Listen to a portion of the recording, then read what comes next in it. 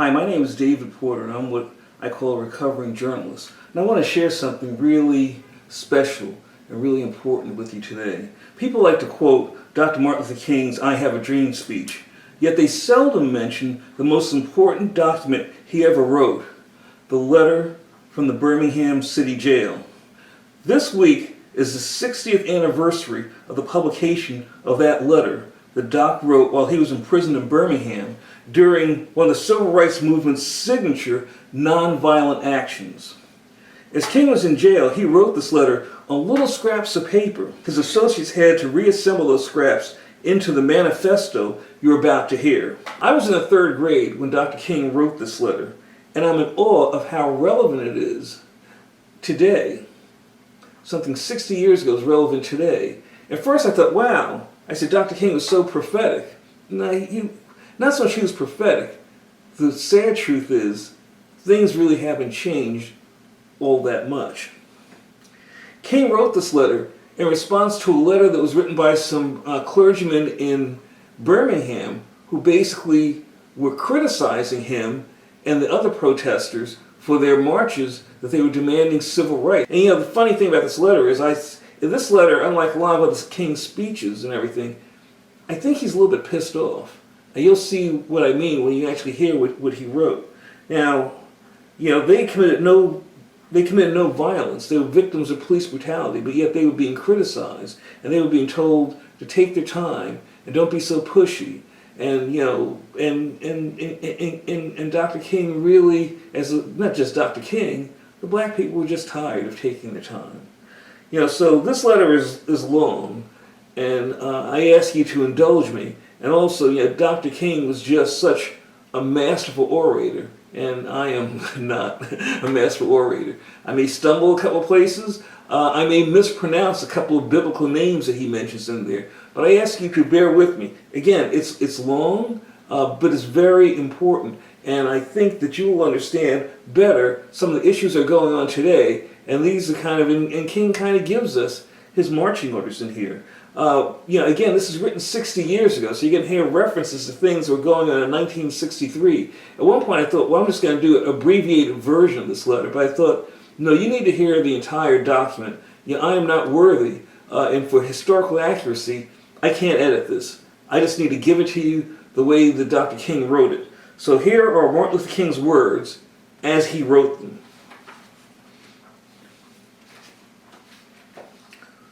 16 April 1963. Dear fellow clergymen, while confined here in the Birmingham City Jail, I came across your recent statement calling my present activities unwise and untimely. Seldom do I pause to answer criticism of my work and ideas. If I sought to answer all the criticisms across my desk, my secretaries would have little time for anything other than such correspondence in the course of the day, and I would have no time for constructive work. But since I feel that you are men of genuine goodwill, your criticisms are sincerely set forth, I want to try to answer your statement in what I hope will be patient and reasonable terms. I think I should indicate why I'm here in Birmingham, since you have been influenced by the view which argues against outsiders coming in. I have the honor of serving as president of the Southern Christian Leadership Conference, an organization operating in every southern state with headquarters in Atlanta, Georgia. We have some 85 affiliated organizations across the South, and one of them is the Alabama Christian Movement for Human Rights. Frequently, we share staff, educational, and financial resources with our affiliates. Several months ago, the affiliate here in Birmingham asked us to be on call to engage in a nonviolent direct action program if such were deemed necessary. We readily consented, and when the hour came, we lived up to our promise. So I, along with several members of my staff, am here because I was invited here. I am here because I have organizational ties here. But more basically, I am in Birmingham because injustice is here. Just as the prophets of the 8th century BC left their villages and carried their truth, saith the Lord, far beyond the boundaries of their hometowns, and just as Apostle Paul left his village in Tarsus and carried the gospel of Jesus Christ to the far corners of the Greco-Roman world, so am I compelled to carry the gospel of freedom beyond my own hometown. Like Paul, I must constantly respond to the Macedonian call for aid. Moreover, I'm cognizant of the interrelatedness of all communities and states. I cannot sit idly by in Atlanta and not be concerned about what happens in Birmingham. Injustice anywhere is a threat to justice everywhere. We are caught in an inescapable network of mutuality, tied in a single garment of destiny. Whatever affects one directly affects all indirectly. Never again can we afford to live with the narrow provincial outside agitator idea. Anyone who lives in the United States can never be considered an outsider anywhere within its boundaries. You deplore the demonstrations taking place in Birmingham, but your statement, I am sorry to say, fails to express a similar concern for the conditions that brought about the demonstrations. I am sure that none of you would want to rest content with a superficial kind of social analysis that deals merely with the effects and does not grapple with underlying causes. It is unfortunate that demonstrations are taking place in Birmingham, but it is even more unfortunate that the city's white power structure left the Negro community with no alternative. In any nonviolent campaign, there are 4 basic steps: collection of the facts to determine whether injustices exist, negotiation, self-purification, and direct action. We have gone through all these steps in Birmingham. There can be no gainsaying the fact that racial injustice engulfs this community. Birmingham is probably the most thoroughly segregated city in the United States. Its ugly record of brutality is widely known. Negroes have experienced grossly unjust treatment in the courts. There have been more unsolved bombings of Negro homes and churches in Birmingham than any other city in the nation. These are hard and brutal facts of the case. On the basis of these conditions, Negro leaders sought to negotiate with the city fathers, but the latter consistently refused to engage in good faith negotiation. Then, last summer came the opportunity to talk with the leaders of Birmingham's economic community. In the course of these negotiations, certain promises were made by merchants, for example, to remove the store's humiliating racial signs. On the basis of these promises, the Reverend Fred Shuttleworth and leaders of the Alabama Christian Movement for Human Rights agreed to a moratorium on all demonstrations. As the weeks and months went by, we realized that we were victims of a broken promise. A few signs briefly removed and returned. The others remained. As in so many past experiences, our hopes had been blasted, and the shadow of deep disappointment settled upon us. We had no alternative except to prepare for direct action, whereby we would present our very bodies as a means of laying down our case before the conscience of local and national community. Mindful of the difficulties involved, we decided to undertake a process of self-purification. We began a series of workshops on nonviolence, and we repeatedly asked ourselves, are you able to accept blows without retaliating? Are you able to endure the ordeal of jail? We decided to schedule our first direct action program for the Easter season, realizing that except for Christmas, this is the main shopping period of the year.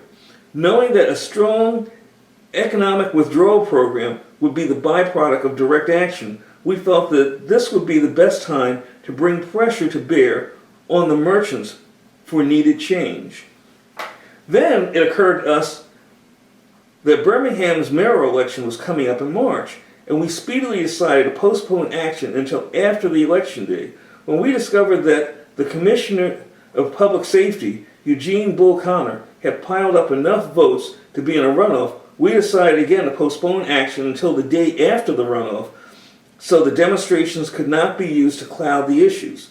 Having aided in this community need, we felt that our direct action program could be delayed no longer. You may well ask, why direct action? Why sit-ins, marches, and so forth? Isn't negotiation a better path? You are quite right in calling for negotiations. Indeed, this is the very purpose of direct action. Nonviolent direct action seeks to create such a crisis and foster such a tension that a community which has constantly refused to negotiate is forced to confront the issue. It seeks so to dramatize the need that it can no longer be ignored. My citing the creation of tension as part of the work of the nonviolent resistor may sound rather shocking, but I must confess that I am not afraid of the word tension. I have earnestly opposed violent tension, but there is a type of constructive nonviolent tension which is necessary for growth. Just as Socrates felt it was necessary to create a tension in the mind so that individuals could rise from bondage of myths and half-truths to unfettered realm of creative analysis and objective appraisal, so must we see the need for nonviolent gadflies to create the kind of tension in society that will help men rise from the dark depths of prejudice and racism to the majestic heights of understanding and brotherhood. The purpose of our direct action program is to create a situation so crisis-packed that it will inevitably open the door to negotiation. I therefore concur with you in your call for negotiation. Too long has our beloved Southland been bogged down in a tragic effort to live in monologue rather than dialogue. One of the basic points of your statement is that the action that I and my associates have taken in Birmingham is untimely. Some have asked, why didn't you give the new city administration time to act? The only answer that I can give to this query is that the new Birmingham administration must be prodded about as much as the outgoing one before it will act. We are sadly mistaken if we feel that the election of Albert Boatwell as mayor will bring the millennium to Birmingham. While Mr. Boutwell is a much more gentle person than Mr. Connor, they are both segregationists, dedicated to the maintenance of the status quo. I hope that Mr. Boutwell will be reasonable enough to see the futility of massive resistance to desegregation, but he will not see this without pressure from the devotees of civil rights. My friends, I must say to you that we have not made a single gain in civil rights without determined, legal, and nonviolent pressure. Lamentably, it is a historical fact that privileged groups seldom give up their privileges voluntarily. Individuals may see the moral light and voluntarily give up their unjust posture, but as Reinhold Niebuhr has reminded us, groups tend to be more immoral than individuals. We know through painful experience that freedom is never voluntarily given up by the oppressor. It must be demanded by the oppressed. Frankly, I have yet to engage in a direct action campaign that was well timed in the view of those who have not suffered unduly from the disease of segregation. For years now, I have heard the word wait. It rings in the ear of every Negro with piercing familiarity. This wait has almost always meant never. We must come to see, with one of our distinguished jurists, that justice too long delayed is justice denied. We have waited more than 340 years for our constitutional and God-given rights. The nations of Asia and Africa are moving with jet-like speed toward gaining political independence, but we still creep at horse and buggy pace toward gaining a cup of coffee at a lunch counter. Perhaps it is easy for those who have never felt the stinging darts of segregation to say wait, but when you have seen vicious mobs lynch your mothers and fathers at will and drown your sisters and brothers at whim, when you have seen hate-filled policemen curse, kick, and even kill your black brothers and sisters, when you see the vast majority of your 20 million brothers smothering in an airtight cage of poverty in the midst of an affluent society, when you suddenly find your tongue twisted and your speech stammering as you seek to explain to your 6-year-old daughter why she can't go to the public amusement park that has just been advertised on television, and see the tears welling up in her eyes when she is told that Funtown is closed to colored children, and see ominous clouds of inferiority begin to form in her little mental sky, and see her beginning to distort her personality by developing an unconscious bitterness towards white people, when you have to concoct an answer for a 5-year-old son who's asking, "Daddy, why do white people treat colored people so mean?" When you take a cross-country drive and find it necessary to sleep night after night in the uncomfortable corners of your automobile because no motel will accept you, when you are humiliated day in and day out by nagging signs reading white and colored, when your first name becomes nigger, your middle name becomes boy, however old you are, and your last name becomes John, and your wife and mother are never given the respected title of Mrs., when you are harried day by day and haunted by night by the fact that you are a Negro living constantly a tiptoe stance, never quite knowing what to expect, and are plagued with inner fears and outer resentments, when you are forever fighting a degenerating sense of nobodiness, then you will understand why we find it difficult to wait. There comes a time when the cup of endurance runs over, and men are no longer willing to be plunged into the abyss of despair. I hope, sirs, you can understand our legitimate and unavoidable impatience. You express a great deal of anxiety over our willingness to break laws. This is certainly a legitimate concern, since we so diligently urge people to obey the Supreme Court decision of 1954 outlawing segregation in the public schools. At first glance, it may seem paradoxical for us to consciously to break laws. One may well ask, how can you advocate breaking some laws and obeying others? The answer lies in the fact that there are two types of laws, just and unjust. I would be the first to advocate obeying just laws. One has not only a legal but a moral responsibility to obey just laws. Conversely, one has a moral responsibility to disobey unjust laws. I would agree with St. Augustine that an unjust law is no law at all. Now, what is the difference between the two? How does one determine whether a law is just or unjust? A just law is a man-made code that squares with the moral law or the law of God. An unjust law is a code that is out of harmony with the moral law. To put it in terms of St. Thomas Aquinas, an unjust law is a human law that is not rooted in eternal law and natural law. Any law that uplifts human personality is just. Any law that degrades human personality is unjust.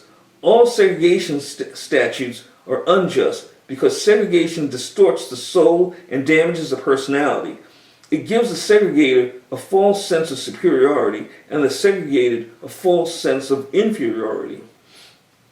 Segregation, to use the terminology of the Jewish philosopher Martin Buber, substitutes an I-it relationship for an I-thou relationship, and ends up relegating persons to the status of three things. Hence, segregation is not only politically, economically, and sociologically unsound, it is morally wrong and sinful. Paul Tillich has said that sin is separation. Is not segregation an existential expression of man's tragic separation, his awful estrangement, his terrible sinfulness? Thus, it is that I can urge men to obey the 1954 Supreme Court for it's morally right, and I can urge them to disobey segregation ordinances for they are morally wrong. Let us consider a more concrete example of just and unjust. An unjust law is a code that a numerical or power majority group compels a minority group to obey, but does not make it binding on itself. This is difference made legal.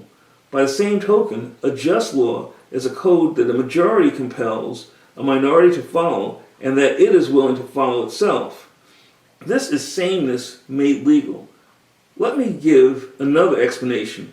A law is unjust if it is inflicted on a minority that, as a result of being denied the right to vote, had no part in enacting or devising the law. Who can say that the legislature of Alabama, which set up that state segregation law, was democratically elected? Throughout Alabama, all sorts of devious methods are used to prevent Negroes from becoming registered voters. And there are some counties in which, even though Negroes constitute a majority of the population, not a single Negro is registered. Can any law enacted under such circumstances be considered democratically structured? Sometimes a law on its face is unjust in its application. For instance, I have been arrested on a charge of parading without a permit. Now, there is nothing wrong in having an ordinance which requires a permit for a parade, but such an ordinance becomes unjust when it is used to maintain segregation and to deny citizens the First Amendment privilege of peaceful assembly and protest. I hope you're able to see the distinction I'm trying to point out.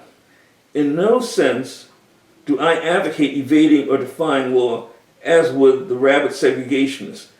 That would lead to anarchy. One who breaks an unjust law must do so openly, lovingly, and with a willingness to accept the penalty. I submit that an individual who breaks a law that conscience tells him is unjust and who willingly accepts the penalty of imprisonment in order to arouse the conscience of the community over its injustice is in reality expressing the highest respect for the law.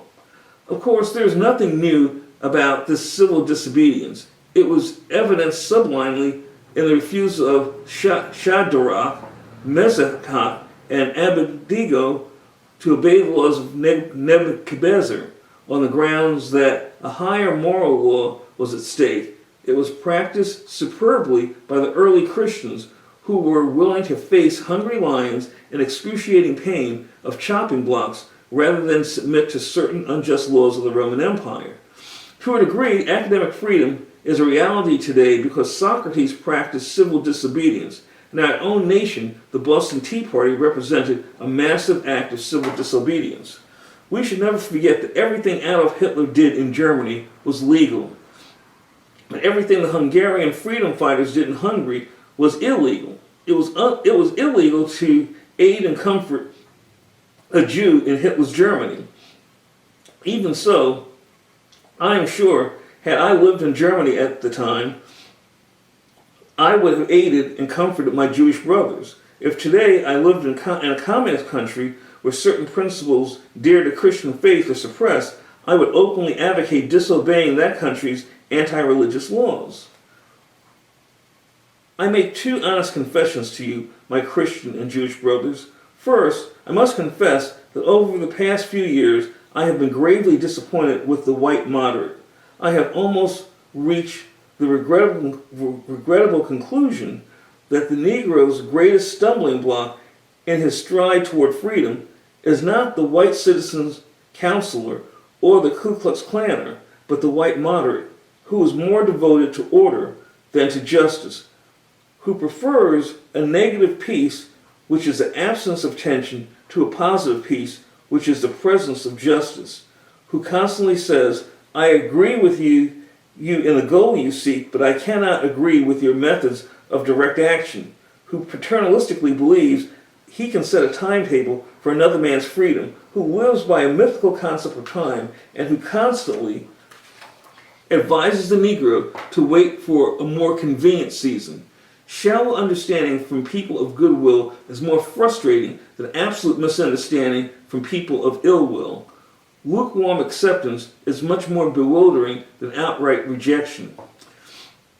I had hoped that the white moderate would understand that law and order exist for the purpose of establishing justice, and when they fail in this purpose, they become the dangerously structured dams that block the flow of social progress. I had hoped that the white moderate would understand that the present tensions in the South is a necessary phase of the transition from an obnoxious negative peace in which the Negro passively accepted his unjust plight to a substantive and positive peace in which all men will respect the dignity and worth of human personality.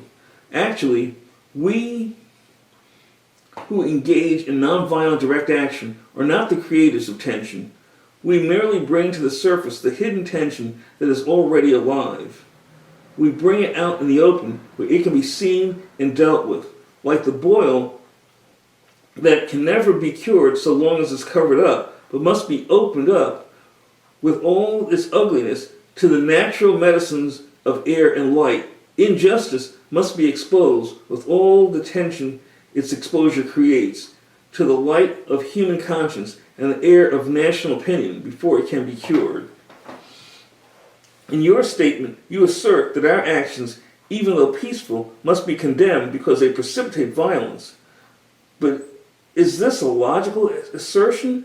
Isn't this like condemning a robbed man because his possession of money precipitated the evil act of robbery? Isn't this like condemning Socrates because his unswerving commitment to the truth and his philosophical increase precipitated the act by the misguided populace in which they made him drink hemlock? Isn't this like condemning Jesus because his unique God consciousness and never ceasing devotion to God's will precipitated the evil act of crucifixion? We must come to see that, as the federal courts have consistently affirmed, it is wrong to urge an individual to cease his efforts to gain his basic constitutional rights because the quest may precipitate violence. Society must protect the robbed and punish the robber.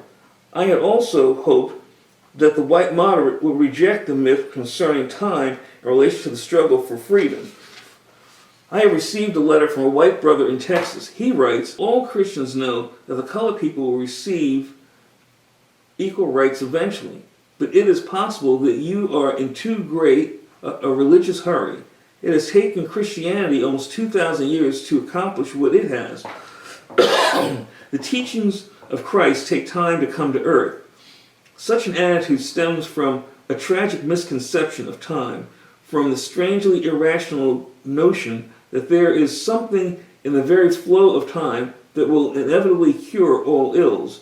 Actually, time itself is neutral. It can be used either destructively or constructively. More and more, I feel that the people of ill will have used time much more effectively than have the people of goodwill.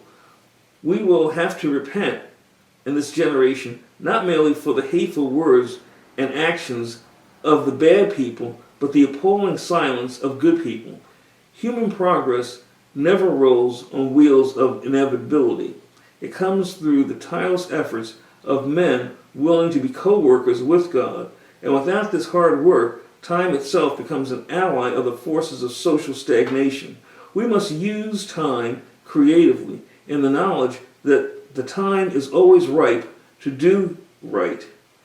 Now is the time to lift our national policy from the quicksand of racial injustice to the solid rock of human dignity. You speak of activity in Birmingham as extreme. At first I was rather disappointed that fellow clergy would see my nonviolent efforts as those of an extremist. I began thinking about the fact that I stand in the middle of two opposing forces in the Negro community.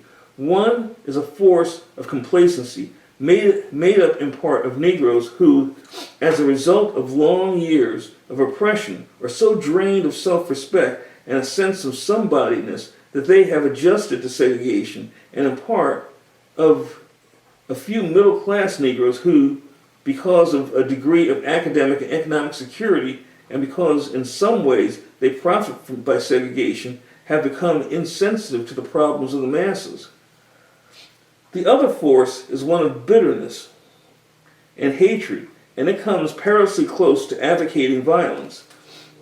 It is expressed in the various black nationalist groups that are springing up across the nation, the largest and best known being Elijah Muhammad's Muslim movement.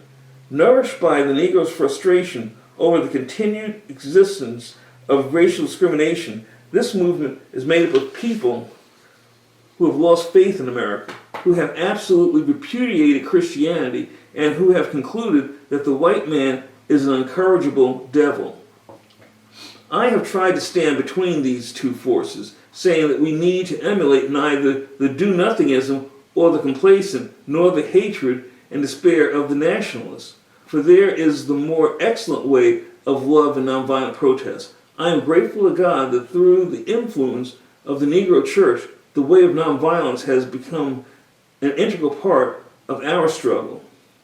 If this philosophy had not emerged, by now many streets of the South would, I am convinced, be flowing with blood.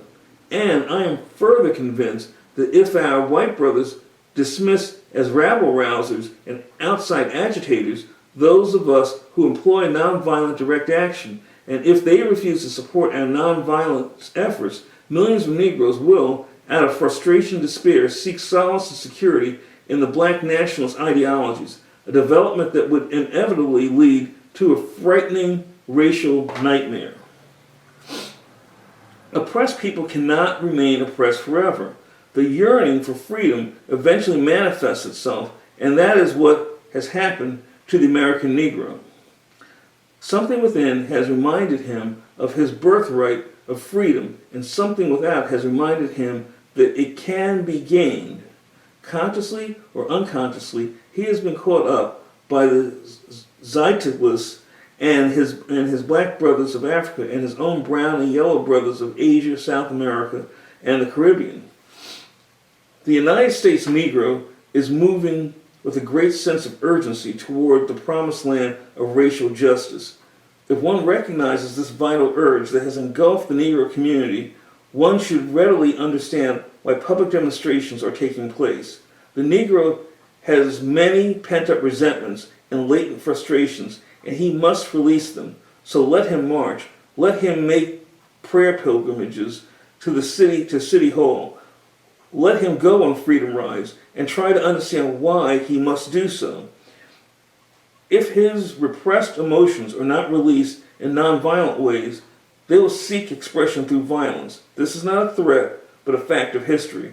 So I have not said to my people, get rid of your discontent. Rather, I have tried to say that this is normal and healthy discontent that can be channeled into the creative outlet of nonviolent direct action. And now this approach is being termed extremist. But though I was initially disappointed at being categorized as extremist, as I continued to think about the matter, I gradually gained a measure of satisfaction from the label. Was not Jesus an extremist for love? Love your enemies, bless them that curse you, do good to them that hate you, and pray for them which despitefully use you and persecute you? Was not Amos an extremist for justice? Let justice roll down like waters and righteousness like an ever-flowing stream. Was not Paul an extremist for the Christian gospel? I bear in my body the marks of the Lord Jesus.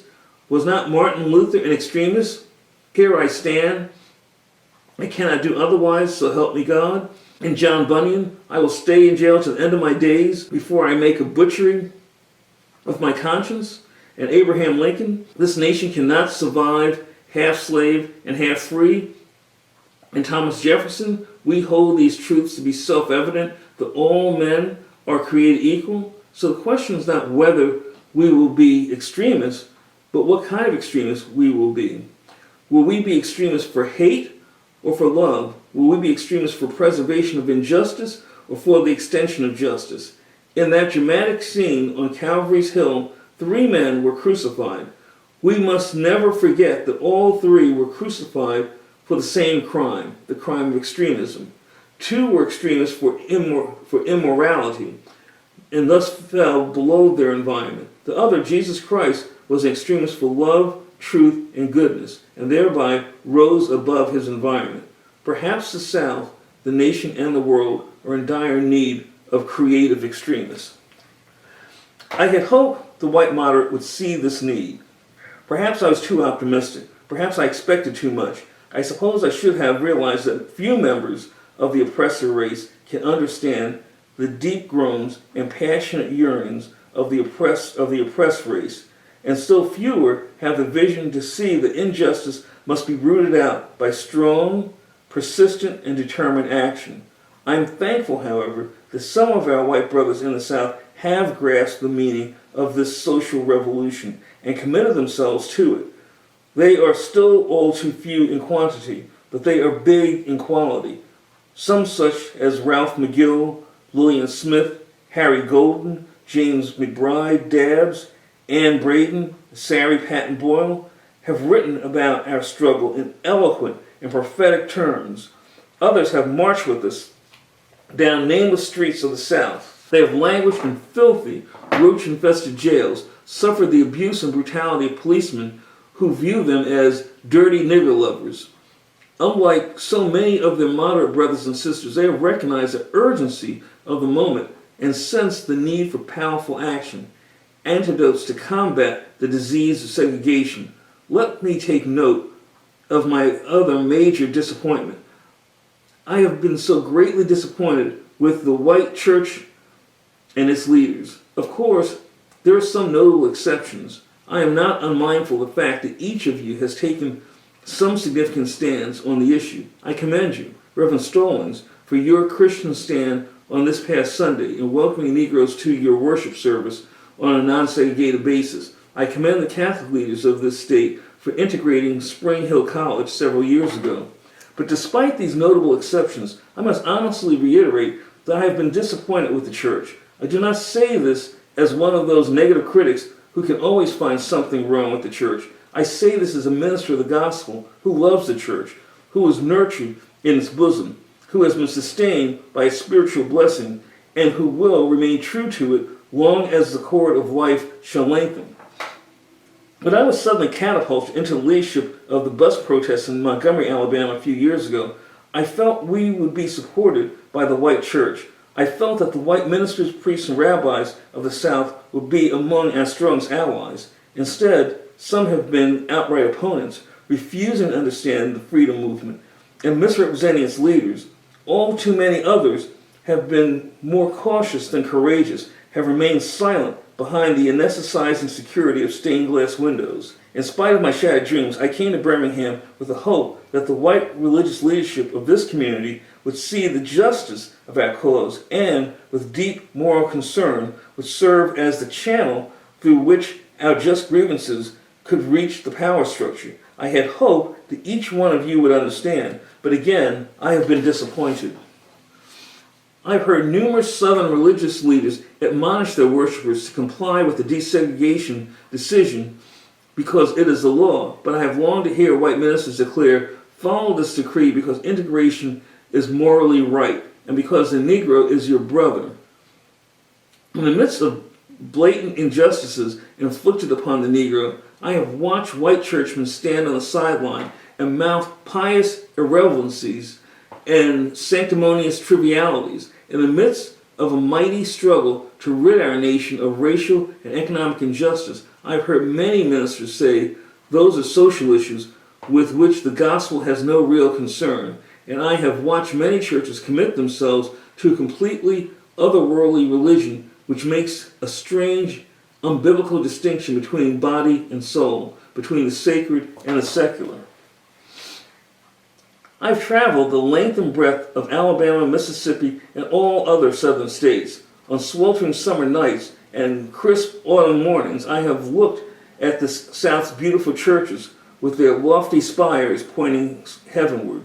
I have beheld the impressive outlines of her massive religious education buildings. Over and over, I have found myself asking, what kind of people worship here? Who is their God? Where were their voices when the lips of Governor Barnett dripped with the words of interposition and nullification? Where were they when Governor Wallace gave a clarion call for defiance and hatred? Where were their voices of support when bruised and weary Negro men and women decided to rise from the dark dungeons of complacency to the bright hills of creative protest? Yes, those questions are still on my mind. In deep disappointment, I have wept over the laxity of the church, but be assured that my tears have been tears of love. There can be no deep disappointment where there is not deep love. Yes, I love the church. How could I do otherwise? I am in the rather unique position of being the son, the grandson, and great-grandson of preachers. Yes, I see the church as the body of Christ, but oh, how have we blemished and scarred that body through social neglect and through fear of being nonconformists. There was a time when the church was very powerful, and a time when the early Christians rejoiced at being deemed worthy to suffer for what they believed. In those days, the church was not merely a thermometer that recorded the ideas and principles of popular opinion. It was a thermostat that transformed the mores of society. Whenever the early Christians entered a town, the people in power became disturbed and immediately sought to convict the Christians for being disturbers of the peace and outside agitators. But the Christians pressed on in the conviction that they were a colony of heaven, called to obey God rather than man. Small in number, they were big in commitment. They were too God-intoxicated to be astronomically intimidated. By their effort and example, they brought an end to such ancient evils as infanticide and gladiator contests. Things are different now. So often is an arch offender of the status quo. Far from being disturbed by the presence of the church, the power structure of the average community is consoled by the church's silent and often vocal sanction of things as they are. But the judgment of God is upon the church as never before. If today's church does not recapture the sacrificial spirit of the early church, it will lose its authenticity, forfeit the loyalty of millions, and it will be dismissed as an irrelevant social club with no meaning for the 20th century. Every day I meet young people whose disappointment with the church has turned into outright disgust. Perhaps I have once again been too optimistic. Is organized religion too inextricably bound to the status to save our nation and the world? Perhaps I must turn my faith to the inner spiritual church, the church within the church, as the true ecclesia and the hope of the world. But again, I'm thankful to God that some noble souls from the ranks of organized religion have broken loose from the paralyzing chains of conformity and joined us as active partners in the struggle for freedom. They have left their secure congregations and walked the streets of Albany, Georgia with us. They have gone down the highways of the South on torturous rides for freedom. Yes, they have gone to jail with us. Some have been dismissed from their churches, have lost the support of their bishops and fellow ministers, but they have acted in the faith that right defeated is stronger than evil triumphant. Their witness has been a spiritual soul that has preserved the true meaning of the gospel in these troubled times. They have carved a tunnel of hope through a mountain of disappointment. I hope the church as a whole will meet the challenge of this decisive hour. But even if the church does not come to the aid of justice, I have no despair about the future. I have no fear about the outcome of our struggle in Birmingham, even if our motives at present are misunderstood. We will reach the goal of freedom in Birmingham and all over the nation because the goal of America is freedom. Abused and scorned though we may be, our destiny is tied up with America's destiny. Before the Pilgrims landed at Plymouth, we were here. Before the pen of Jefferson etched the majestic words of the Declaration of Independence across the pages of history, we were here. For more than 2 centuries, our forebears labored in this country without wages. They made cotton king. They built the homes of their masters while suffering gross injustice and shameful humiliation. And yet, out of the bottomless vitality, they continue to thrive and develop. If the inexpressible cruelties of slavery could not stop us, the oppression we now face will surely fail. We will win our freedom because the sacred heritage of our nation and the eternal will of God are embodied in our echoing demands. Before closing, I feel impelled to mention one other point in your statement that troubled me profoundly. You warmly commended the Birmingham police force for keeping order and preventing violence. I doubt that you would have so warmly commended the police force if you had seen its dogs sinking their teeth into unarmed, non-violent Negroes. I doubt you would so quickly commend the policemen if you were there to observe their ugly and inhumane treatment of Negroes here in the city jail. If you were to watch them push and curse old Negro women and young Negro girls, if you were to see them slap and kick old Negro men and young boys, if you were to observe them as they did on 2 occasions, refuse to give us food because we wanted to sing our grace together, I cannot join you in your praise of the Birmingham Police Department. It is true that the police have exercised a degree of discipline in handling demonstrators. In this sense, they have conducted themselves rather non-violently in public. Over the past few years, I have consistently preached that nonviolence demands that the means we use must be as pure as the ends we seek. I have tried to make it clear that it is wrong to use immoral means to attain moral ends. But now I must affirm that it is just as wrong, or perhaps even more so, to use moral means to preserve immoral ends. Perhaps Mr. Connor and his policemen have been rather nonviolent in public, as was Chief Pritchett in Albany, Georgia, but they have used the moral means of nonviolence to maintain their immoral end of racial injustice. As T.S. Eliot has said, the last temptation is the greatest treason, to do the right deed for the wrong reason. I wish you had commended the Negro sitter-inners and demonstrators of Birmingham for their sublime courage, their willingness to suffer, and their amazing discipline in the midst of great provocation. One day the South will recognize its real heroes. They will be James Merediths, with the noble sense of purpose that enables them to face jeering and hostile mobs, and with the agonizing loneliness that characterizes the life of the pioneer. They will be old, oppressed, battered Negro women, symbolized in the 72-year-old woman of Montgomery, Alabama, who rose up with a sense of dignity and with her people decided not to ride the segregated buses, and who responded with ungrammatical profundity to no one who inquired about her weariness. My feet is tired, but my soul is at rest. They will be the young high school and college students, the young ministers of the gospel, and a host of elders courageously and nonviolently sitting in at lunch counters and knowingly going to jail for conscience sake. One day, the South will know when these disinherited children of God sat down at lunch counters. They were in reality standing up for what is best in the American dream and for the most sacred values of our Judeo-Christian heritage, thereby bringing our nation back to the great wells of democracy, which were dug by the Founding Fathers in their formulation of the Constitution and the Declaration of Independence. Never before have I written so long a letter. I'm afraid it is much too long to take your precious time. I can assure you that it would have been much shorter had I been writing from a comfortable desk, but what else can one do when he is alone in a narrow jail cell other than to write long letters and think long thoughts and pray long prayers? If I have said anything in this letter that overstates the truth and indicates an unreasonable patience, I beg you to forgive me. If I have said anything that understates the truth and indicates my having a patience that allows me to settle for anything less than brotherhood, I beg God to forgive me.